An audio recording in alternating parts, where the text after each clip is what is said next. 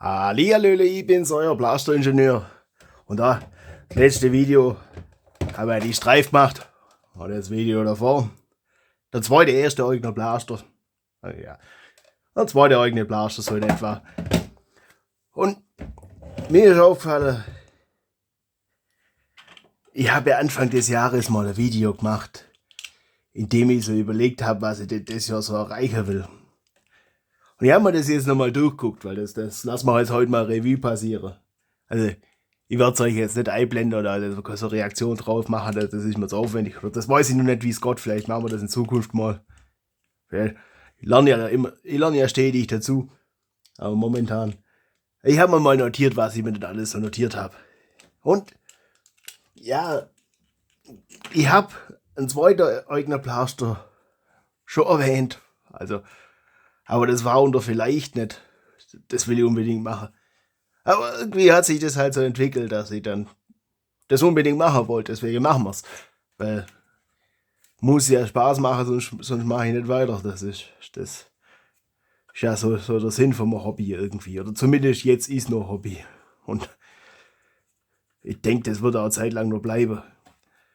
Ich habe jetzt so überlegt, da muss ich mich gar nicht so verkünsteln bei dem Käfig da vorne. Weil das ist ja nur für den Prototypen da. Oder für das modulare System. Den werde ich so wahrscheinlich nie wieder ausdrucken. Weil, wenn sie da rausstellt, weil da, für alle Leute, die neu dabei sind, da können wir mehrere Reihe Schwungrädel rein machen und das da sind jetzt Platzhalter. Und da können wir jeweils einen weiteren Käfig rein machen. Und das, wenn sie dann rausstellt, irgendwie bei 2 oder bei 3 ist Maximum und 4 bringt gar nichts mehr, das ist dann bloß nur Krach und Stromverschwendung. Dann die in einen Block rausdrucken und so wie beim ersten Blaster das ganze Ding in einen Block machen, da Hanna wieder festschrauben, da eine Schraube durch, dann ist das gut. Das muss man dann gar nicht so verkünstelt machen, das ist jetzt, also die da mit dem Kabelmanagement, ich drucke das jetzt nochmal aus. Und da kann ich jetzt da noch ein Stückchen hochgehen, um das stabiler zu machen in die Richtung. Und da kann ich schräg runtergehen und da wieder schräg hoch. Ja, wobei, da muss noch mal separater Block irgendwie rein, dass die Motorrad durchgegangen. Kriegen wir auch hin. Jetzt muss ich mir überlegen, wie man das geschickt macht. Wahrscheinlich muss ich das da noch so in etwa. Ja. Oder da noch. Weil wir können das ja. Das kriegen wir hin. Das überlege ich mir, das kriegen wir hin, bevor ich das wieder lang schwätze. Das mache ich einfach. Und dann mache ich unten das einfach auf, dass wir die Kabel rausbaumeln lassen können. Weil da brauche ich mich gar nicht so verkünsteln. Das machen wir später dann sowieso anders, das ist als bloß für den Versuch hier. Und da seht ihr, druckfrisch. Das ist jetzt gerade frisch aus dem Drucker rausgekommen, noch nicht geklebt, noch nicht geschliffen. Das ist jetzt die Klappe da für die Streifs. Also die setzen wir auch um, weil das gefällt mir so einfach besser dann. Da ist der Streifen von der Streif hier durchgängig. Der Streifstreifen. Das seht ihr. So könnt ihr es euch dann vorstellen. Muss ein bisschen geschliffen werden, aber dann passt das. Es sieht dann einfach besser aus. Aber ja, gehen wir mal die Liste durch. Also ich werde euch mal Sauklaue nicht zumuten. Ich lese euch vor. Wir haben das erste, was ich mir Anfang des Jahres vorgenommen habe, ist die Schulterstütze für die Streif. Das haben wir erledigt. Dann habe ich noch, so als vielleicht irgendwie erwähnt, dass ich gern ein Streifgehäuse für kurze Pfeile hätte. Das lassen wir, glaube ich, weil da sehr wenig Sinn dahinter. Also, wenn dann können wir das so modifizieren, die Plattform so modifizieren, dass man da Magazin für kurze Pfeile neu kann, statt dem Magazin oben. Oder haben wir dasselbe? Weil ich sehe da keine Notwendigkeit, das alles nachzuzeichnen, wenn ich das da schon habe. Ich meine, wir können die Batteriebox alles versetzen oder alles Mögliche machen oder was weiß ich. Das wäre ja möglich, wenn man einen Lipo einbaut, dass man den da noch macht oder so. Dass man da eine Box noch macht. Das ist ja der Vorteil von dem modularen System, dass man da vieles machen kann. Also, Verwerfen wir, brauchen wir nicht. Dann haben wir Double Strike. Die habe ich jetzt auch. Ich habe jetzt, also ein paar habe ich da, nicht alle Blasters. Weil der Double Strike mal ein anderes Hebel, das steht. Weil das habe ich ein bisschen selber modifiziert, aber nicht geschickt. Seht, das hat eigentlich, das Hebel, das hat eigentlich hier in die Richtung gegangen. So, lassen wir da hin. Das ist hoch, das muss dann eher nach unten, aber wenn es nach unten geht, oder eher kleiner eigentlich sei. Da habe ich falsch gedacht, als ich das modifiziert habe. Weil so kann man das natürlich sicher in der Hand halten. Gut, Gott. Aber ja. Und was wir dann auch noch haben, wir haben da noch die kleine Double Strike, also die Single Double Strike. Und mich stört es, dass da das Hebel nicht geht. Und das habe ich am Anfang des Jahres vorgenommen. Wir machen da so Jolt mit richtigem Hebel. Und dann habe ich gedacht, wenn schon Jolt, dann können wir dann auch so Dreier nehmen. Und da habe ich dann, die hätte ich vorher putzen sollen. Das habe ich Gebrauch gekauft, also das passt dann. Und dann habe ich gedacht, da können wir auch das nehmen. Und dann machen wir 2, das Hebel jeweils auf die Innenseite. Und dann kann man da auch Gestänge runtergehen lassen. Das ist dann einfach mit dem Hebel da spannen. Oder wobei, das einfachste wäre einfach eine Verlängerung. Aber wir können schon Hebel nachmachen und das dann nachkleben. Das ist dann, ja, da machen wir dann der eine für die rechte und der andere für die linke Hand. Weil ich habe 2 Hände und dann haben wir das gleich links und rechts händig. Das ist dann einfach dasselbe gespiegelt. Ja, da brauchen wir da bloß einen Drehpunkt. Das Blöde ist, das Ding nicht aufmachen. Also müssen wir da wahrscheinlich irgendwas machen, was man da drüber stecken kann, dass das gescheit hebt. Oder das halt wirklich nachkleben und gut ist. Dass das dann der Drehpunkt da klebt. Das muss ich mir noch überlegen, wie man das geschickt machen, dass das nachher auch halbwegs nach was aussieht. Und dann haben wir dann 3 Schuss und das ist dann auch cool. Ja gut, das ist Spielerei halt. Aber ich habe jetzt einmal, das habe ich unter Priorität C eingeordnet, also das ist ganz unwichtig. Den machen wir, das haben wir jetzt schon angefangen, da machen wir auf jeden Fall weiter. Gucken, dass wir da, das packen wir mal wieder auf den Tisch. Das machen wir, wenn wir Zeit haben. Aber das, da haben wir das mit Hebel, das habe ich unter Priorität auch. Und da habe ich ja Anfang des Jahres auch noch, ja, war dann, die 3er Folge noch. Dann haben wir noch, wollte ich entweder für die Hammershot oder für die da eine eigene Front. Und ich habe mich für die entschieden, weil die gefällt mir einfach besser, der Blaster. Allerdings sieht der, die Front sieht halt auch geschickt aus. Und ich habe 2 davon, weil, kennt das Prinzip 2 Hände. Also noch, alles passt. Habe ich auch vor zu behalten, also. Und dann muss ich gucken, wie man das hinkriegt, dass das noch schön irgendwie einen schönen Abschluss hier gibt und das alles noch was aussieht. Hier runter, die Linie würde ich gerne vervollständigen hierher und da wieder was anfangen und das da noch irgendwie nach vorne fortsetzen und was weiß ich, dann Lauf draus machen oder so irgendwie. Und das oben auf die Schiene, das gescheit befestigt ist. Das wird wahrscheinlich mit ein bisschen Kleberei und also die Woche auch nicht in der Farbe bleiben, weil, ja. Das war einfacher, ich glaube, die Sweet Revenge heißt die Rebelle-Variante davon. Und die konnte ich einfach günstig neu kaufen. Die Sweet Revenge, die habe ich in Original verpackt, aber die waren nicht ganz günstig und die will ich dafür nicht verwenden. Und die da, vor allem die Sweet Revenge gefällt mir von der Optik so wie es ist. Und da gefällt mir die Form, aber die Optik irgendwie passt mir nicht auf den Blaster. Das passt irgendwie nicht, aber da kann man was draus machen. Da unten vielleicht dann noch. Und was ich da auch schon dafür habe, ein Haufen Teil. Gucken wir uns an. Schmutz, warum auch immer das dabei ist. Dass man einen Schmutz hat.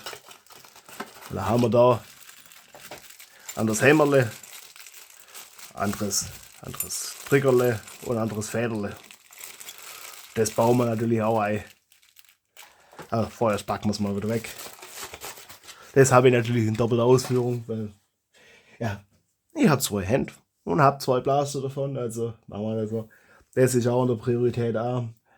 Dann Priorität B, deswegen den Blaster habe ich nicht da. Ich habe die gelbe Riken CS6 und da habe ich also Schulterstütze von Thingiverse genommen, die dann, oder so nicht eine Schulterstütze, sondern eine Schulterstütze Versteifung. Also Viagra von Schulterstütze so in etwa. Und das passt nicht ganz, also das fließt nicht ganz, das passt nicht ganz an die Originalform, das will ich auch selber entworfen und einfach, also da habe ich auch ein deutsches selber entworfen, damit das unterrum, guckt, findet ihr das Video auf meinem Kanal, ich werd's. Oder ihr seht den Blaster in der Neujahrsansprache, die Neujahrsansprache würde ich verlinken, weil alle anderen Videos war jetzt nicht verlinken, sonst müsst ihr alle Videos verlinken, das macht es dann auch wieder sinnlos. Guckt auf meinen Kanal und wenn ihr noch nicht abonniert habt und wenn ihr schon da seid, lasst Abo da, das hilft. Auf jeden Fall andere Schulterstütze, dass es einfach ein bisschen besser ist, ein bisschen ja, sauber aussieht. Dann habe ich mir noch, da habe ich auch da habe ich ja vor kurzem Pfeile modifiziert und da halt ist es unter den Griff, wo der extra Pfeil reingehört, ist das Lächeln und das habe ich für einen anderen Blaster gebraucht, damit ich einen vollständig habe. Deswegen habe ich auch 2 davon, weil das war günstiger, weil ich glaube, bei dem einen hat das Licht gefehlt und bei dem anderen war dann Licht dabei und dass ich einen vollständig habe im Originalzustand, habe ich einen 2 gekauft und den 2 habe ich dann gedacht, wenn ich schon da habe, kann ich ihn auch modifizieren. Und habe ich dann total da gehabt von der ganzen Prophecy, Umbaute und Zeugs und was weiß ich. Also das wollen wir machen. Und ja, vielleicht machen wir noch Licht nach oder nicht, ich weiß nicht. Der Blaster sieht einfach besser aus, wenn der Licht da hat, aber wenn wir das Licht noch machen, dann machen wir das auch mit LEDs, also dann modifizieren wir das auch. Das passt. Und ja, ein BK will ich noch machen, also so Kugellager-Dinges. Das will ich auch noch irgendwie schauen, dass ich das integriert kriege, so dass es mir nicht auffällt. Ja, das. Und dann haben wir noch, was wir erledigt haben, was ich jetzt auch, normalerweise habe ich gesagt, die erledigte Blaster zeige ich nicht, aber den habe ich jetzt da, aus anderem Grund. Das ist die Riken Tri-Strike, die haben wir ja schön glatt gemacht. Das habe ich Anfang des Jahres mir vorgenommen. Das ist erledigt. Was seht ihr? Alle Schienen besetzt. Da seht ihr da noch. Haufen Raketenhalter. Das sieht dann. Da haben wir genug. Was ich noch überlegt habe. Vielleicht da runter noch Megapfeile. Das könnte man noch machen. Statt dem Zielfernröhrle. Das wäre noch. Weil die Seite sieht ein bisschen leer aus. Da könnte man noch Halter von Megapfeile noch machen.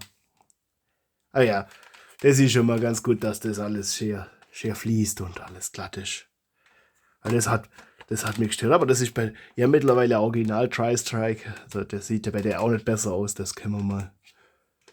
Die können wir mal gegenüberstellen. Wenn wir dazu kommen. Wobei das ist so ein Video, das ist schnell gemacht. Da muss ich nämlich selber. Weil sowas ist immer. Das Video ist nicht so schwer. Aber die Teile zu entwerfen und sowas, das braucht halt seine Zeit. Ja. Auf jeden Fall, die packen wir mal auf Seite. Das haben wir erledigt. Dann haben wir die Vader habe ich jetzt nicht. Zurück. Da haben wir die Riken Mark II. Und die wollt ihr auf halbautomatisch machen. Da ist das von der Leuchtband. Und dann wieder zurück. Und dann kann man abdrücken und dann spannt es wieder. Und wieder zurück. Das heißt, da zusätzlich noch Tastenstelle. Das heißt, wenn man da drückt hat, das, was weiß ich, kleine Verzögerung, wobei auch Verzögerung brauchen wir wahrscheinlich nicht, dass das dann sofort auslöst, zack, bam. Und dann muss da halt dahinter der Teil noch. Und deswegen haben wir auch da meine Version von der 3-Strike. Weil ich habe mir gedacht, da können wir auch vielleicht das Mega-Ding da vorne, das da auch noch machen. Und statt dass wir das zum Pumpen machen wir das auch mit Knöpfen oder so. Und dasselbe für den Raketenwerfer da hinten. Also das habe ich mir gedacht, aber das habe ich mir nicht für das Jahr vorgenommen. Das kann sein, dass man das vielleicht dann nächstes Jahr angehen. Weil ich habe so 3 Streik jetzt da und so toll dafür. Und dann kann man die auch nutzen, wenn man es da hat. Aber erst einmal machen wir das halbautomatisch Gott und dann überlegen wir, was wir sonst noch bauen können. Und ich glaube, das habe ich auch eine Priorität A. Also das ist dann mein Scholt mit Hebel ist Priorität A, das ist Priorität A und die zwei sind Priorität A. Und das können wir. Habe ich schon Überlegungen gemacht, das machen wir glaube ich im nächsten Video, machen wir die Überlegungen. Dann haben wir das. So, jetzt sind alle Blaster auf dem Tisch. Was haben wir sonst noch? Die Evader habe ich unter Priorität B. Also da wollte ich das Innenleben verändern und ja, das wird dann quasi, also das wird nicht anders wie die Swordfish, nur mit Beleuchtung oder so. Also das, von daher ist das jetzt, sind da jetzt keine große Überraschungen mehr zu erwarten, weil die ganze Elektrik können wir einfach von der Swordfish übernehmen, also oder die ganze Idee können wir von der Swordfish übernehmen. Das wird ein bisschen andere Schwungrädelskäfig, aber nein, der Schwungrädelskäfig wird dasselbe, die Schwungrädler war der Orange oder so. Habe ich schon da die Teil. Ist schon mal schneller erledigt. Dann die Double Punch, also die Evader ist Priorität B, die Double Punch habe ich unter Priorität D eingeordnet, also da einfach mehr Leistung. Das ist dann wahrscheinlich ähnlich wie die Streifdachen einfach. Die IMS Neubauer und den Thermowiderstand rauslöten und was weiß ich da. Und dann mal gucken, dass da auch mal so Stück für Stück. Weil wenn den Streuß werde ich bloß den Teil machen und dann werde ich mal einen zweiten Satz IMS kaufen, dass ich für jede Hand, weil ich habe derzeit bloß einen Satz von den IMS mit 3 Stück plus. Und dann haben wir die Dartzone Villinator, den wollte ich auch malen, das ist Priorität C. Also Double Punch Priorität D, Villinator Priorität C. Dann haben wir die X-Shot Lock, das haben wir uns vorgenommen Anfang des Jahres mit Hebeles-Modifikation. Das haben wir schon erledigt, da findet ihr Videos dazu. Zu der Power Battle habe ich den Batteriedeckel gemacht. Ja, Stampede, das ich betrachte es jetzt mal als nicht als abgeschlossen, aber nicht als erledigt. Also nicht erfolgreich, aber ich betrachte es als beendet mal vorläufig. Das ist jetzt nach 9 Teile, komme ich da immer noch nicht so richtig. Ja, tut das immer noch nicht so richtig, wie ich mir das vorgestellt habe. Also, das machen wir einen Haken dahinter, lassen wir es gut sein. Das wird sonst nichts mehr. Und dann der erste eigene Blaster. Das seht ihr da schon 2 auf dem Tisch, der ist erledigt. Und ja, zweiter eigener Blaster. Haben wir angefangen, das wird dann so Plattform, deswegen ist der Griff auch so kurz. Das. Und da hat er das in der Mitte, damit man das von beiden Seiten bedienen kann, weil das ist, wenn man schon so ein einfacher Blaster hat, dann will man das auch irgendwie, ja, da will ich das auch mit beiden Händen bedienen können, langfristig. Und wenn ich den Taster beim anderen habe ich den halt seitlich gehabt, weil das habe ich nachträglich eingefügt und da ging es dann nicht anders, dass ich das da auf die Seite vom Kabelkanal halt mache. Ich meine, ich könnte jetzt schon hergehen und sagen, okay, das eine Kabel lege ich da durch, das andere Kabel da durch. Und dann ist ja am Ende des Tages egal, ob das Hinkabel oder das Rückkabel mit dem Schalter durchtrennt. Dann wäre das auch wieder möglich. Aber so ist halt. Und vor allem so hat es den Vorteil, ich kann den auch, das habe ich jetzt ein paar Mal erklärt, so bedienen. Das heißt, wir war dann ein zweiter Blaster oben drauf, das Entwurf, der war dann wahrscheinlich mit Federle sei. Dass man da ein bisschen Varianz hat. Das eine ist dann für viele Schüsse, das andere ist für Präzision. Ja. Und es sind einige Blaster dazwischen gekommen. Also gerade der zweite, das war ja unter vielleicht. Dann habe ich eine Swordfish gebaut, eine blaue. hatte einfach Lust, das Wortfisch zu bauen und habe mir gedacht, bevor ich die dann irgendwann mal nimmer krieg, hole ich mir jetzt einfach so Dinge. Und da habe ich eine rote Prophecy noch gefunden. Das haben wir als Jubiläum gemacht und da sind auch noch ein paar Teile oder einige Teile entstanden dafür, dass ich noch entworfen habe. Da habe ich doch noch Lust gehabt, das Seagull zu bauen. Das waren auch 2 Videos. Und noch selber da die orangene Streife. Gut, das war also ein Video. Das Großteil der Teile habe ich entworfen gehabt. Das ist dann auch das Teil. Einfach nochmal zu suchen und den G-Code und das dann ausdrucken, das ist dann nicht das große Geschäft. Das Entwerfen war mehr Geschäft. Ja, und dann habe ich noch von den ungeplanten, habe ich auch noch ein paar geplant. Also ich habe noch so Worker Dominator rumliegen, also noch nicht funktionsfähig.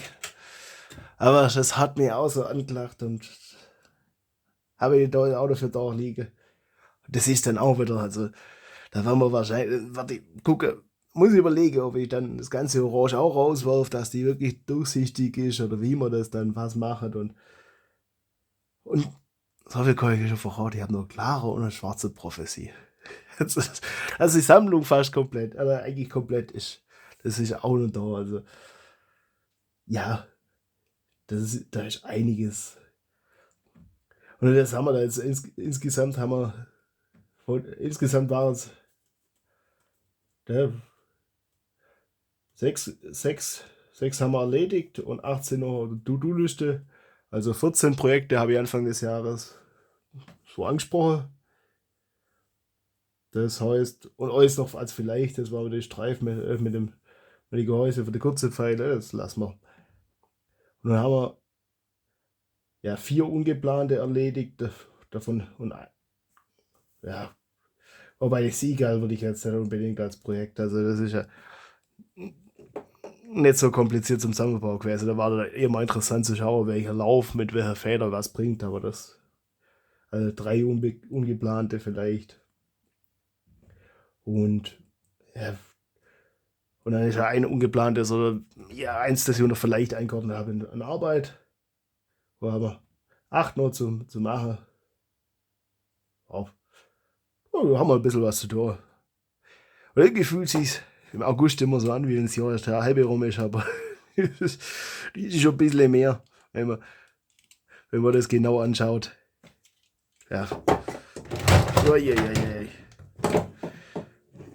Ich glaube, die muss ich vorher putzen, bevor ich da was mache. Aber da bin ich halt gespannt, wie man das umsetzt. Ich meine, eigentlich hätte ich es gern so, dass man dann nicht arg viel ändern muss, aber wir müssen auf jeden Fall da einen Taster einbauen und da muss ein Taster rein. Das heißt, wenn man da dran zieht, muss das Ding einmal halb zurückfahren. Oh, das ist gar nicht was. Ui. Ja. Ach, das geht nicht richtig raus, wenn es gespannt ist. Eieiei. Okay. Ja, und den Blaster ist echt nicht zart. Ja. Keine Ahnung, den habe ich auch mal günstig gekriegt. Aber ich dachte, kann man. Und die Teile habe ich da gehabt. So ergibt sich halt manches. Und dann bastelt man halt dran rum, weil es Spaß macht. Und ich will vor allem das da oben noch machen. Die Schulterstütze kommt einfach weg, da kommt was anderes. Da wird da langfristig eigene Schulterstütze. Weil da werden wir so viel aus dem 3D-Drucker rauslassen müssen. Das muss eigentlich, brauchen wir da einen Motor, da hat so Zahnstange oder sowas, die das da zurückzieht. Dass man das Geräusch dann von der